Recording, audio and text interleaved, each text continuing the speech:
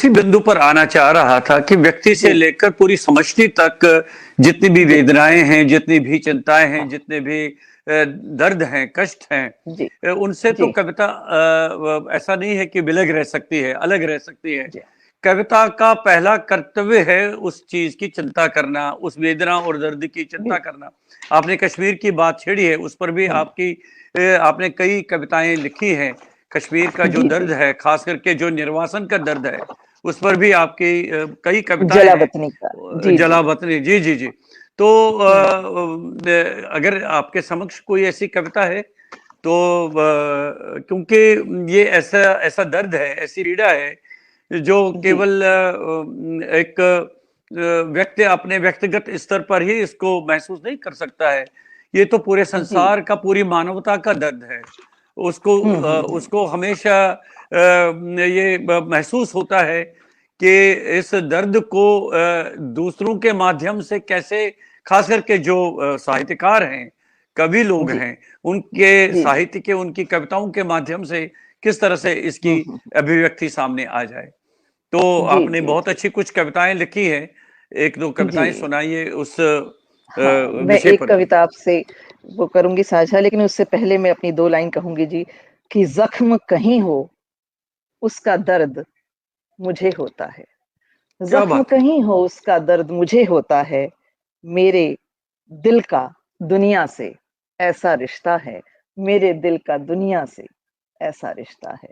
क्या बात है! क्या बात है! कश्मीर बहुत सुंदर। की जो पीड़ा है उससे मैं कुछ ये भी हुआ कि हमारे यहाँ जो कुछ मित्र हैं और जो कुछ रिश्तेदार हैं, उनका भी ये एक डायरेक्ट एक्सपीरियंस रहा, वहाँ की पीड़ा का, वहाँ से फिर बाहर आना।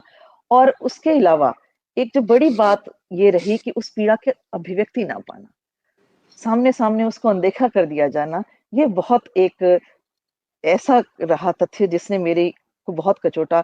मुझे ये लगता रहा कि साहित्यकार और विमर्श वाले हैं, उनको बात सबकी करनी चाहिए। अगर पीड़ा है तो वो एक अपने मुस्लिम भाई-बहन हैं, उनकी भी पीड़ा है, हिंदुओं की भी है, सिखों की भी है। जहाँ हम जिस दुनिया में रहते हैं, देखिए पीड़ा पीड़ा है।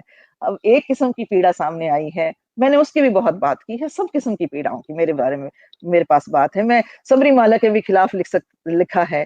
सब मतलब सब मिला-जुला है, हमारा जो गलत है गलत है। आपने देखा इस कविता में भी आप कह सकते हैं कि इतने हिंदू स्क्रिप्चर्स के बारे में आपने इतना कुछ लिख दिया।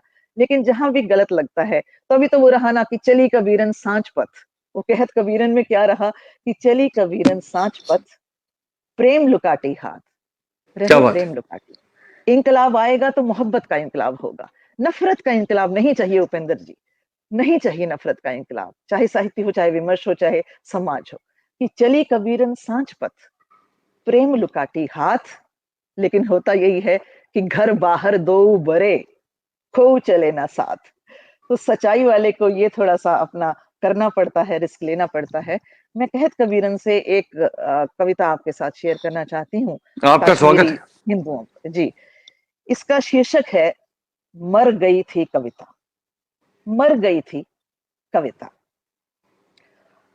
मेरे देश में मर गई थी कविता, जब बेगुनाह खून से कश्मीर में सन गई थीं बर्फीली चोटियाँ। वाह! दहकने लगा था वितस्ता और चिनाब में लाल तेजाब। झुलसने लगे थे चिनार, हो रही थी कश्यप, अभिनव गुप्त, कलहण, पतंजलि, चरक, सूफियों, ऋषियों की विरासत की हत्या।